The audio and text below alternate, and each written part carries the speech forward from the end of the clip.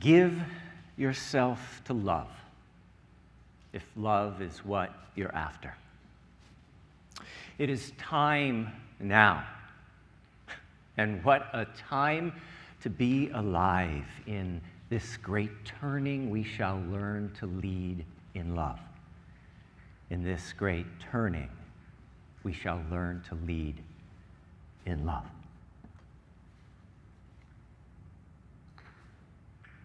The moment he fastened his seatbelt, I knew it was going to be a bumpy flight. It was last Sunday afternoon on Alaska Airlines Flight 1306 from Seattle to Fresno. I just spent a wonderful Memorial Day weekend visiting my family in the cool, comfortable temperatures of central Seattle. And now that airplane was about to return me home to the flaming furnace known as Fresno. I realized we might have a problem as soon as I noticed a 40-ish-year-old male wearing a red baseball cap nearing my row on the plane. Yep. In the landscape of polarized politics, a red baseball cap can be an indication of what direction the wearer might be leaning. I offered a silent prayer that he would pass my row and take a seat elsewhere. The goddess must have been on her Sunday afternoon coffee break, because Mr. Red Baseball Cap stopped in front of my row, nodded at the empty seat next to me, and said, "That's my seat." I got up, let the guy in, and then sat back down. The moment he fastened his seatbelt, I knew it was going to be a bumpy flight. As he snapped that buckle in place, I saw a small Confederate flag tattooed on his right forearm. I drew in a sharp breath. Then I saw him see my Black Lives Matter bracelet on my left wrist. I heard him draw in a sharp breath. His right arm with his Confederate flag tattoo was 3 inches from my left wrist and my Black Lives Matter bracelet. All I could think was, thank God this flight is only 2 hours long. That's when I heard him say under his breath, "All lives matter."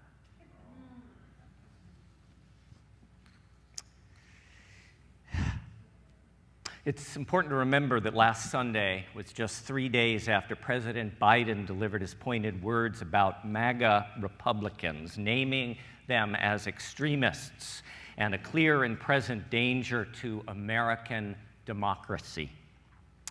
Now, we've faced difficult times through America's recent history. Some of us have lived through them. The Great Depression, World War II, Jim Crow, Bloody Sunday in Selma, the upheaval of the 60s, Vietnam, Watergate, the Great Recession, 9/11, of which today is the 21st anniversary. Some of us have lived through all of these moments, some of us just part of them, and for some of us, they are just distant chapters in a history book.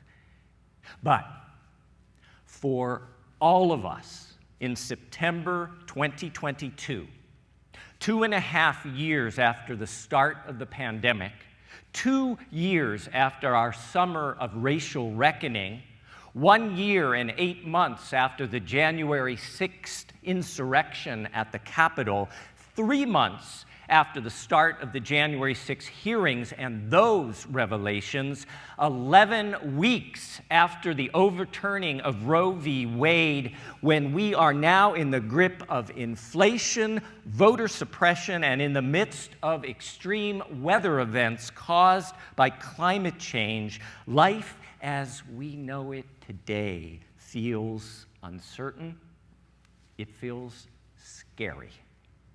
It sometimes feels like something is dying right before our eyes.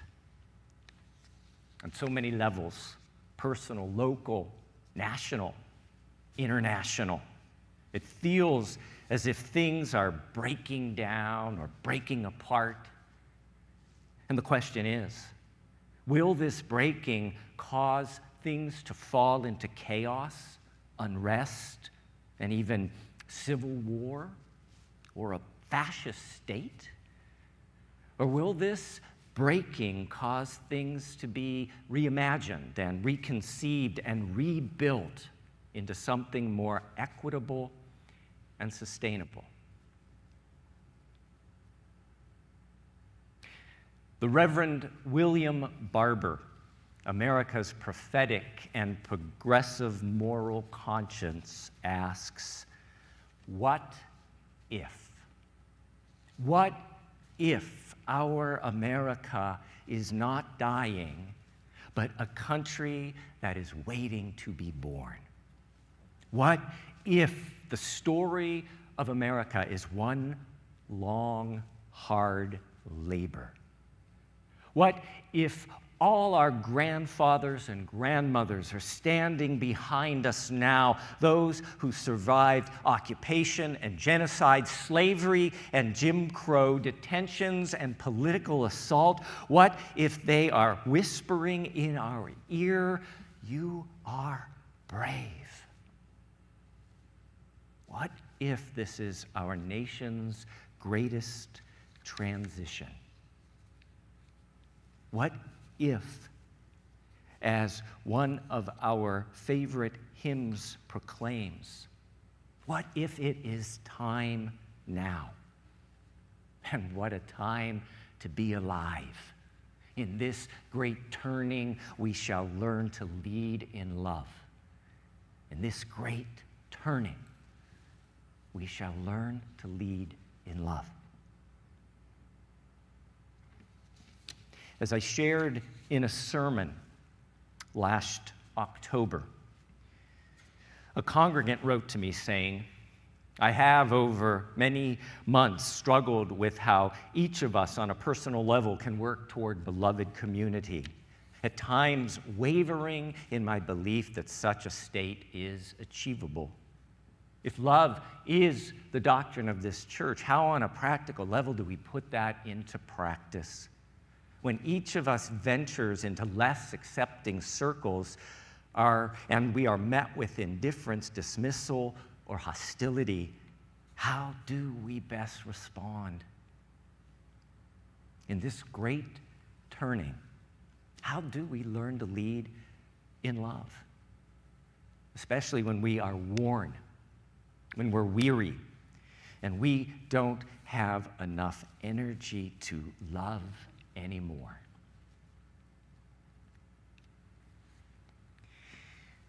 Author and civil rights activist Valerie Carr writes, "Some days are so deadly I can taste the ash in my mouth. Other days, I see glimpses of the nation, the world that is wanting to be born, a society awakened to the truth of our interdependence. I choose to labor for that world. We need a shift in consciousness and culture, a revolution of the heart, a new way of being and seeing that leaves no one outside the circle of our care, no one, a love without limit, revolutionary love." Revolutionary love, says Valerie Carr, is the call of our times. Could you say that with me? Revolutionary love is the call of our times. Valerie Carr acknowledges, if you cringe when people say that love is the answer, so do I. I'm not talking about sentimentality or civility or thoughts and prayers. I'm talking about love as labor, a conscious, embodied practice. Social reformers and spiritual teachers through history led entire nonviolent movements anchored in the ethic of love. Time and again, people gave their bodies and breaths for one another, not only in the face of fire hoses and firing squads, but also in the quieter venues of their lives. Black feminists like Bell Hooks have long envisioned a world where the love ethic is a foundation for all arenas in society. It's time to reclaim love as a force for justice. Valerie Carr continues, love is a form of sweet labor, fierce, bloody, imperfect, and life-giving. A choice we make over and over again. Love as labor can be taught, modeled, and practiced. This labor engages all of our emotions. Joy is the gift of love. Grief is the price of love. Anger protects that which is loved. And when we think we have reached our limit, wonder is the act that returns us to love. I'm going to repeat that. Love as labor can be taught, modeled, and practiced. This labor engages all of our emotions. Joy is the gift of love. Grief is the price of love. Anger protects that which is loved. And when we think we have reached our limit, wonder is the act that returns us to love. Wonder. When we wonder about people, grieve with them, and choose to fight with and for them, we can build the kind of solidarity that the world needs. It is also about learning to love even our opponents. When we rage in safe containers to tend to our own wounds and listen to understand our opponent's wounds, we can gain the information we need to reimagine solutions. Revolutions happen not only in grand moments in public view, but also in spaces where people are coming together to inhabit a new way of being. We birth the beloved community by becoming the beloved community. We birth the beloved community by becoming the beloved community. That's why I believe Unitarian Universalist churches matter. That's why I believe the Unitarian Universalist Church of Fresno matters. That's why I believe we matter. Because, as Valerie Carr stated, revolutions happen in the spaces where people are coming together to inhabit a new way of being. We birth the beloved community by becoming the beloved community. As I always say, the purpose of our Unitarian Universalist religion is to expand the boundaries of our heart so we can hold more, care more, and love more. That's why our mission statement begins, and will you say this with me? La misión de la Iglesia Unitaria Universalista de Fresno es amar inclusivamente. The mission of the Unitarian Universalist Church of Fresno is to love inclusively. And when we feel like we don't have the energy to love anymore, well, that's why we have each other. We don't have to do this alone. We have each other, and together we can hold those of us who are weary and worn, and together we can recall each other to our best selves again.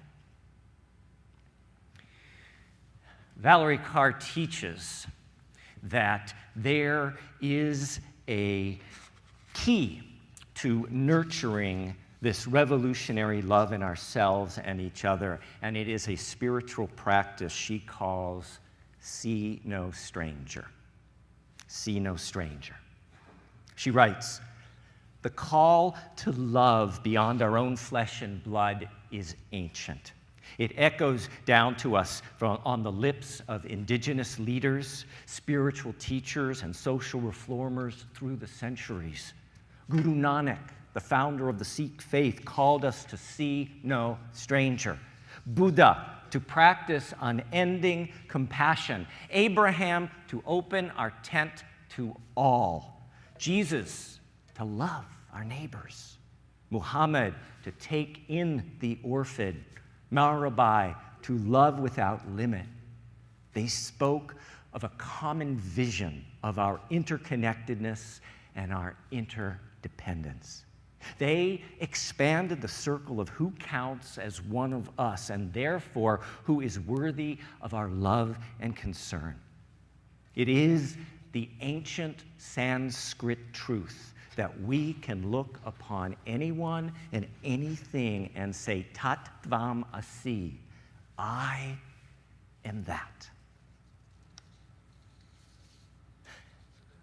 This lofty notion of see no stranger came into question last Sunday when, on that plane from Seattle to Fresno, I found myself sitting next to the man with the tattoo of the Confederate flag on his arm. Looking at him in those first few moments, I saw only a stranger who was at best an ignorant human being.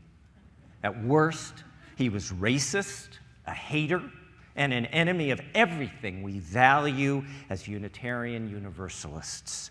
Sitting next to him, I had no desire to practice what Valerie Carr's admonition to see no stranger, expand the circle of who counts as one of us, and therefore who is worthy of our love and concern.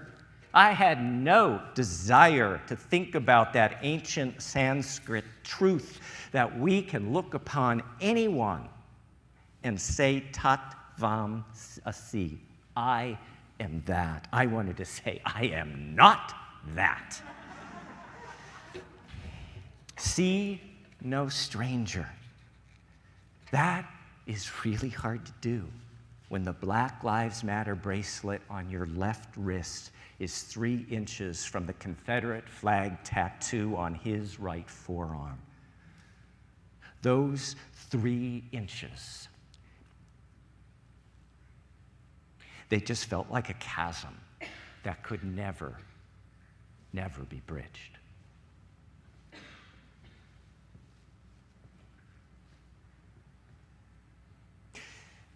In her remarkable book, See No Stranger, a manifesto of revolutionary love, Valerie Carr writes that seeing no stranger begins with wonder.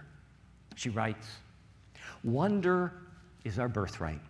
It comes early in childhood, the feeling of watching dust motes dancing in sunlight, or climbing a tree to touch the sky, or falling asleep and thinking about where the universe ends. If we're safe and nurtured enough to develop our capacity to wonder, we start to wonder about the people in our own lives too, their thoughts and experiences, their pain and joy, their wants and needs. We begin to sense that they are to themselves as vast and complex as we are to ourselves. Their inner world is as infinite as our own. In other words, we are seeing them as our equal. We're gaining information about how to love them. Wonder is the wellspring of love. Valerie Carr continues, it is easy to wonder about the internal life of people closest to us. It's harder to wonder about people who seem like strangers or outsiders. But when we choose to wonder about people we don't know, when we imagine their lives and listen for their stories, we begin to expand the circle of those we see as part of us. We prepare ourselves to love beyond what evolution requires. I wonder about that man on the plane with the tattoo on his forearm. Who is he? How was he treated as a child? What did he witness as a teenager? What was said or not said? What was he taught or not taught? What was he taught about people different from himself? What created his fear? What created his hate? What pain is in his life and in his heart? Who is he? Valerie Carr notes, wonder is where love begins, but the failure to wonder is the beginning of violence. Once people stop wondering about others, once they no longer see others as part of them, they can do anything to them or allow anything to be done to them. Entire institutions built to preserve interests of one group of people over another depend on this failure of imagination.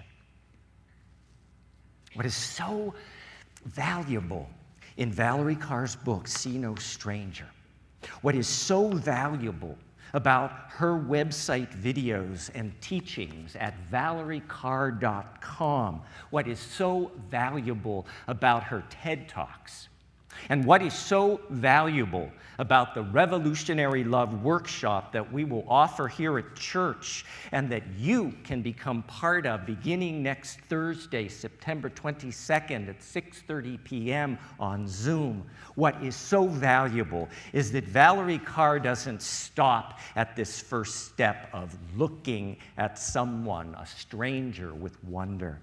But she gently guides us step by step through a 10-part process that teaches us how to love inclusively in a divisive world. Her 10 steps to expand the boundaries of our heart aren't theoretical. They are practical and applicable in our everyday life.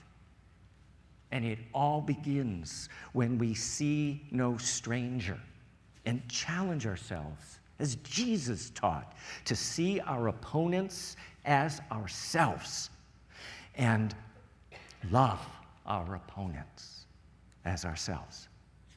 Then maybe we will see in them more humanity than opponent. Or at least we're going to think about them and approach them with a different energy and perspective.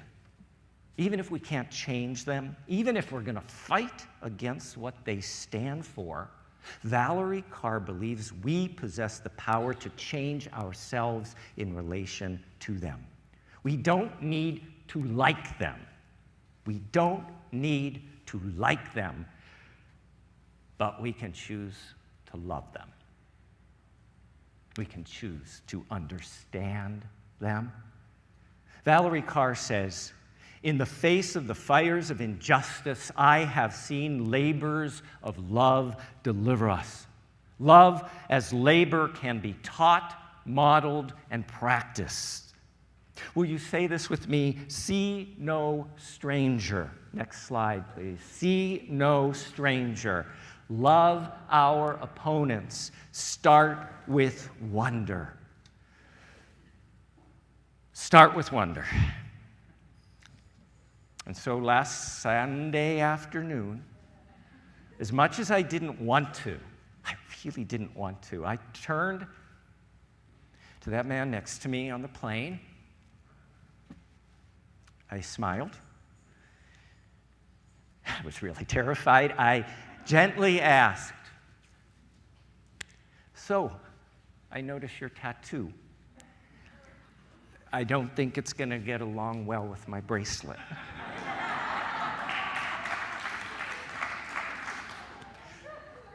But I wonder, I wonder what your tattoo means to you. And I wonder if I could tell you what this bracelet means to me.